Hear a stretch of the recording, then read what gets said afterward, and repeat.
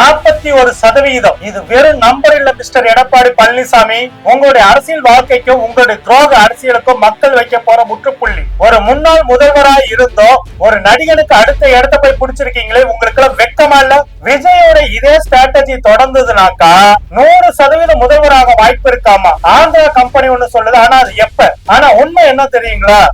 கரூர்ல நடந்த ரத்த கலவரமே விஜயோட சீட்டை இந்த தேர்தலை காலி பண்ணணும் அதே நிறுவனம் தான் சொல்லுது.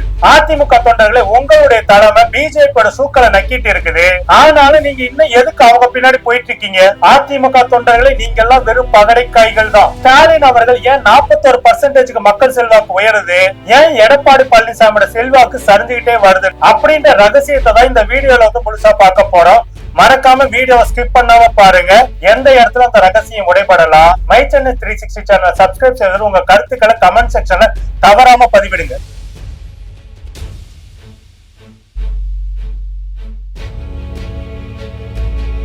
மை சென்னை 360 தோழர்களுக்கு வணக்கம். நான் உங்கள் கல்கி கோபிநாத். நாம இன்னைக்கு பார்க்க போற தமிழ்நாட்டோட மோஸ்ட் வாண்டட் சர்வே. 2026 தமிழ்நாடு தேர்தல்ல யார் கோட்டைக்கு போக போறாங்க, யாரு வந்துட்டு மூட்டை முடிச்ச கட்டிட்டு வீட்டிலே தங்க போறாங்க அப்படின்னு சொல்லிட்டு லோக்போல் நிறுவனம் எடுத்த ஒரு முக்கியமான சர்வே தான் பார்க்க போறோம். லோக்போல் நிறுவனம் வந்து 1,17,000 பேருகிட்ட சர்வே எடுத்திருக்கிறாங்க. அந்த சர்வே ரிசல்ட் சொல்ற உண்மை இருக்கே, அது அதிமுகவுக்கு மரணடி, தாவேகா விஜய்க்கு எச்சரிக்கை மணி. திமுகவை வீழ்த்த நினைச்சவங்க மண்ண கவ போறாங்க. ஏன், எதனால? வாங்க தெளிவா அலசுவோம். லோக்போல் நிறுவனம் நடத்தின சர்வே படி எடப்பாடி பழனிசாமிக்கு தமிழ்நாட்டுல 24.1% ஆதரவு தான் இருக்குது. ஆனா விஜய்க்கு 27.1% ஆதரவு இருக்குது. கிட்டத்தட்ட எடப்பாடி பழனிசாமியை விட விஜய் வந்துட்டு 3% அதிகமான ஆதரவோட இருக்காரு. எடப்பாடி பழனிசாமி ஒரு நாள்ல முக்கால்வாசி நேரத்தை பிஜேபிக்கும் RSSக்கும் முட்டி போறதுல செலவு பண்ணிட்டாரு. சுயமரியாதை அடமானம் வச்சுட்டு அடிமை சாசனம் எழுதி கொடுத்ததோட விளைவு மக்கள் உங்களை விட அந்த தற்கூரி நடிகனே தேவல அப்படின்னு சொல்லிட்டு அவன் மேல நம்பிக்கை வைக்க ஆரம்பிச்சிட்டாங்க. இப்போ சொல்றேன், உங்களை விட அந்த தற்கூரி நடிகன் மேலதான் சொல்லியிருக்கிறேன். அதுதான் அந்த சர்வே ரிப்போர்ட் சொல்லுது. இதெல்லாம் உங்களுக்கு அசிங்கமாவே இல்லையே மிஸ்டர் எடப்பாடி பழனிசாமி? இதெல்லாம் பார்க்கும்போது அதிமுக தொண்டர்களை யோசிச்சு பாருங்க. உங்களுடைய தலைவனுடைய செல்வாக்கு தொடர்ந்து சரிஞ்சுக்கிட்டே இருக்கின்றது.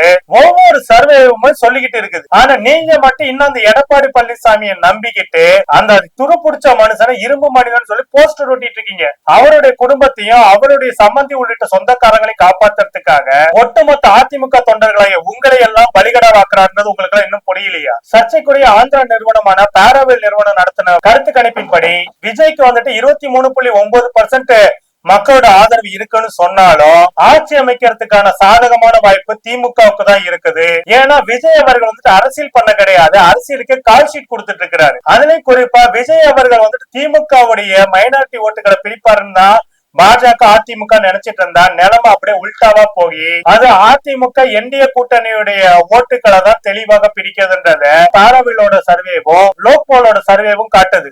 உண்மையை சொல்லணும்னாக்கா விஜய் எல்லாம் திமுகவுக்கு மாற்றே இல்லைங்க. அதுதான் இங்க கலை யதார்த்தமா இருக்கு. விஜய் சொல்வது போல போட்டி திமுகவுக்கும் தாவேகாவுக்கு இல்ல, போட்டி அதிமுகவுக்கும் தாவேகாக்குன்றதுதான் கள நிலவரன்றத கருத்து கணிப்புகள் காட்டுது. அதுலயும் குறிப்பா விஜய் வந்துட்டு படுதோல்வி அடையக்கூடிய இடங்களா வந்துட்டு 23 தொகுதிகளை பாரவில் வந்துட்டு சுட்டி காட்டுறாங்க. அதை விட முக்கியம் என்னன்னாக்கா, என்னுடைய கணக்கின்படி நாமக்கல் மாவட்டம் மற்றும் திருச்சி மாவட்டங்கள் இருக்கிற தொகுதிகள்ல விஜயோட தாவேகாவுக்கு இந்த கரூர் சம்பவம் மிகப்பெரிய தாக்கத்தை ஏற்படுத்தி அவர் வந்துட்டு வீழ்ச்சியை வந்துட்டு தாவேகாவுக்கு அங்க பெரும்பாலும் கொடுக்குது அப்படின்றதோ இங்க கலை யதார்த்தம். அதே போல லோக்பாலுடைய கணக்குப்படி பாத்தீங்கன்னாக்கா தென் மண்டலங்கள்ல விஜய்க்கான ஆதரவுன்றது சுத்தமா கிடையாது அப்படின்றது வெளிப்படையா தெரியுது. குறிப்பா வடக்கு மண்டலத்துல திமுக கூட்டணி 50 முதல் 56 தொகுதிகள்ல வெற்றி பெறணும். அதிமுக கூட்டணி 11 முதல் 12 தொகுதிகளை கைப்பற்றணும். தாவேகா 2 முதல் 3 தொகுதிகளை தான் பெறணும்னு சொல்றாங்க. அதை விட முக்கியமா அதிமுகவின் கோட்டைன்னு சொல்லப்படுகின்ற கொங்கு மண்டலத்துல திமுக கூட்டணி 44 முதல் 46 தொகுதிகளை வந்து தட்டி தூக்க போகுது. அதிமுக கூட்டணிக்கு அங்க 9 முதல் 10 தொகுதிகள் கிடைக்கிறதுக்கு வாய்ப்பு இருக்குது.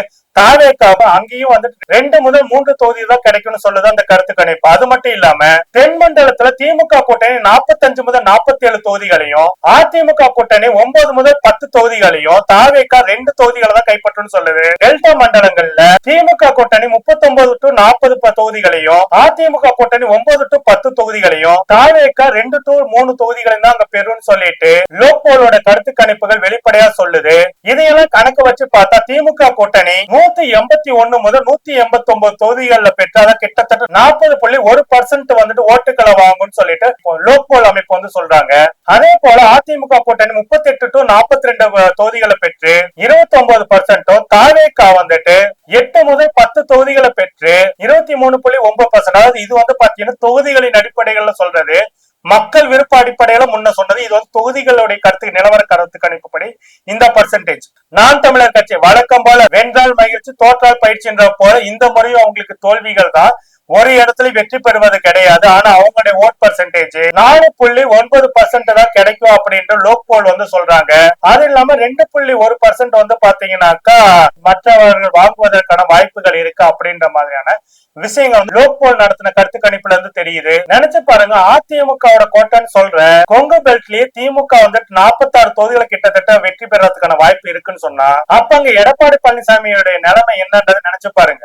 அதிமுகவுடைய கொங்கு கோட்டை இப்ப எடப்பாடி பழனிசாமியால மணல் கோட்டையா அதிமுகவுக்கு மாறி போச்சுன்னு தான் சொல்ல முடியும். அதிமுக விசுவாசிகளே எடப்பாடி பழனிசாமி உங்களுடைய கோட்டையில ஓட்ட விழுந்துடுச்சு, நீங்க எல்லாம் அங்க ஜெயிக்க முடியாதுன்னு தெரிஞ்சு ஏன் தான் இந்த வீண் பிடிவாதத்துக்கு அங்க வந்துட்டு மல்லு கட்டி வெட்டி சவடால் விடுறீங்களோ தெரியல. நான் வீடியோல சொன்ன அந்த உண்மை என்னன்னா, விஜய் அவர்களுடைய சோம்பேறித்தனத்தாலதான் நடந்தது கரூர் கூட்ட நெரிசல் படுகொலை. நம்ம சொல்றேன், அது விபத்தெல்லாம் கிடையாது, விஜயோட சோம்பேறித்தனத்தால் நடந்த கொலைகள் அப்படின்னு சொல்ல முடியும். அந்த நேரத்துல ஒரு தலைவனா அந்த இடத்துல இல்லாம விஜய் அவர்கள் என்ன பண்ணாரு, அந்த ஒரு விஷயமே போதும் விஜய் அவர்களுக்கு கரூர் மாவட்டத்தை சுத்தி இருக்கக்கூடிய மற்ற மாவட்டங்களையும் சேர்ந்து கிட்டத்தட்ட பெரும்பாலான தொகுதிகள்ல செருப்படி கொடுக்க காத்துட்டு இருக்குது. குறிப்பாக கரூர் மாவட்டத்தோடு சேர்த்து நாமக்கல் திருச்சி மாவட்டங்களும் விஜய்க்கு செருப்படி கொடுக்கறது தயாரா இருக்காங்கன்னு சொல்லலாம். பணம் கொடுத்தா நீங்க தான் முதல்வர் சொல்லிட்டு பொலிட்டிக்கல் ஸ்ட்ராட்டஜிஸ்ட்ன்ற பேர்ல வியூக வகுப்பாளர்கள் வருவாங்க. ஆனா களத்துல இறங்கி வேலை செய்யறவனுக்கு தான் மக்கள் ஓட்டு போடுவாங்க. கேரவேன்ல உக்காந்துகிட்டு சீன் போடுறவனுக்கு போட மாட்டாங்க. அதே போல அதிமுக வந்துட்டு ஓரங்கட்டப்பட்ட ஓபிஎஸ் அவர்கள் திமுகவோட இணைந்தது வந்து பாத்தீங்கன்னாக்கா அவருடைய பகுதிகளில் அவருடைய சமூக ஓட்டுகளை திமுக கணிசமாக வாங்கி கொடுத்து தென் மாவட்டங்களில் திமுகவோட வெற்றிக்கு மேலும் உறுதுணையா அமைப்பார். திமுகவுடைய வெற்றிக்கு மேலும் உறுதுணையா இருக்கும். ஏற்கனவே வெற்றி வாய்ப்பு அதிகமா இருக்கும்போது அது இன்னும் உறுதி செய்யப்படுற போதா இருக்க போகுது. எல்லாத்தோட முக்கியம் என்னன்னாக்கா தமிழ்நாடு முழுக்கமே திமுக காரங்க இப்ப வந்து ரத்தம் சிந்தி வேலை செஞ்சுட்டு தான் இருக்கிறாங்க. ஆனா அதிமுக கூட்டணி ஒருத்தருக்கால ஒருத்தர் எப்படி வாரி விடலான்றத தெளிவாவே இப்ப வேலையை பார்த்துட்டு இருக்கிறாங்க. நிச்சயமா எடப்பாடி பழனிசாமி நைனா நாயந்திரன் டீமை காலி பண்றதுக்கு அண்ணாமலையோட பாரும் தயாராக இருக்குது. அண்ணாமலைக்கு பிஜேபி சீட்டு கொடுத்தாலும் ஓகேங்களா, கோயம்புத்தூர்ல நீ நில்லுப்பா வானு சீனிவாசன் நாங்க வேற இடம் கொடுக்கறேன்னு சொன்னாலும் அண்ணாமலை டீம் இந்த தடவை எடப்பாடி பழனிசாமி நைனா நாயந்திரன் காலி பண்ணும். வாரும் ரெடியா இருக்குது. உண்மையை சொன்னாக்க திராவிட மாடல் நாயகன் ஸ்டாலினுக்கு கருத்து கணிப்பு 41% ஆதரவு எப்படி கிடைச்சதுன்னா, சாமானிய ஏழை எளிய நடுத்தர மக்களுக்கு என்ன தேவையோ அந்த தேவையை தன்னுடைய திட்டங்கள் மூலமா கொண்டு போறாரு. ஆனா அதிமுக மக்களோட பிரச்சனை எதையுமே கண்டுக்காம இருந்துட்டு துரோகத்தை மட்டும்தான் பண்ணாங்க. இன்னொரு முக்கியமான ரகசிய தகவல் என்னன்னா, 32 தொகுதிகள்ல திமுகவுடைய வெற்றிக்கு காரணமா அமைப்போட 2 to 3% ஓட்டுகளை பிரிக்கக்கூடிய அந்த சக்தி தான். கள நிலவரப்படி இப்ப போட்டி வந்துட்டு உண்மையிலே அதிமுகவுக்கும் தாவேக்காவுக்கும் தான் இருக்கும் போது மீண்டும் திமுக கோட்டையை தன்னோட கட்டுப்பாட்டுக்குள்ளே வச்சுக்க போகுது. தமிழ்நாடு அரசியல் காலத்துல என்னைக்குமே ஷூக்களை நக்கிறவங்களுக்கும் கால் சீட் அரசியல் பண்றவங்களுக்கு இடமே கிடையாது. உழைக்கிறவனுக்கு தான் இங்க சீட்டுகள் கிடைக்கும். எடப்பாடி பழனிசாமியோட காலம் முடிஞ்சு போச்சுன்றது அவரு புரிஞ்சுக்கணும்.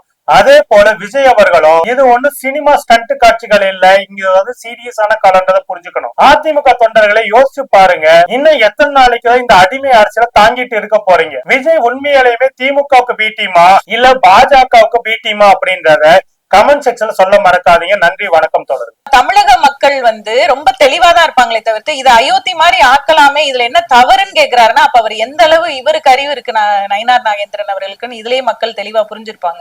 அப்ப நீங்க என்ன சொல்ல வரீங்க? நேரடியா நாங்க அப்படிதான் பண்ணுவோம், நாங்க பிஜேபியை உள்ள நுழைக்கிறதுக்கு RSS மூலமா எல்லா காரியங்களையும் நாங்க இதெல்லாம் வந்து ஒரு சின்ன சின்ன சின்ன விஷயங்கள் அப்படியே குட்டி குட்டியா அரிச்சு அப்படியே பெரிய பூதாகரமா ஆக்கி அதுல ஒரு சந்தோஷப்படுறதுதான் பிஜேபியோட நோக்கம். என்னன்னா தமிழக மக்களுடைய நிம்மதியை கெடுக்கும்.